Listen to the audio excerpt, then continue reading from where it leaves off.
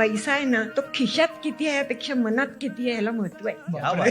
क्या बात आहे. खिशात एक वेळ चोरून घेता येईल, मनात नाही घेताय. जसे आम्ही आजही अतीव मध्यमवर्गीय असतो, कारण आम्हाला दरवेळी हे कशाला असं एकदा आलं की ते संपलं. आयुष्यभर किती लागेल याच्यापेक्षा केवढ्यात भागेल वा.